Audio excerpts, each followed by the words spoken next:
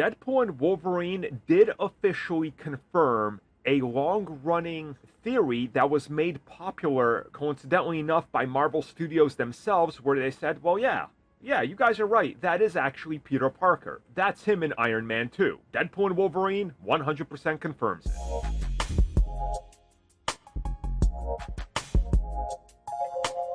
So if you haven't seen Deadpool and Wolverine, I don't know why you're watching this, but hey, welcome. So let's talk about it. So during the opening of Deadpool and Wolverine, like the first act, Wade ends up using Cable's time machine and multiverse travel machine, and he starts hopping around.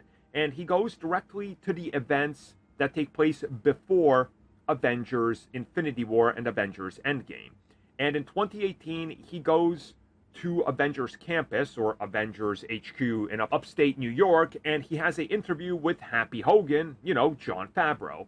And during this, they pan around multiple times throughout the conversation around the room that he's sitting in to show us some of the relics that are in the office of Happy Hogan. Well, during this, they show us like Cap's shield that was being worked on by Iron Man in the early films and multiple other things. And then during two scenes, they pan over to multiple other things, and what we see there is the helmet that's in this scene, worn by this little child. And again, a second time they pan over to it, you get a better look at it, and it's the same helmet that this child wore standing up to Whiplash and his robot army. Now, the long-standing theory was that this was Peter Parker when he was very young, and Marvel Studios even teased this, saying, well, yeah, if you just think about that, that is actually him. And they said this once they got the rights to Spider-Man. But they never made it 100% canonical or official on film up until now, because we see that same helmet and we see that reference.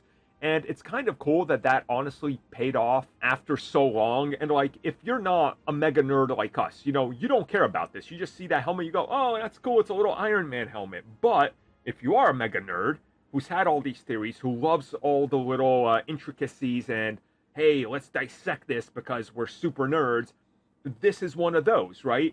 It's a long-standing theory that the fans had, that Marvel Studios then said, you know what, this is good, make it canon. And then they officially make it canon.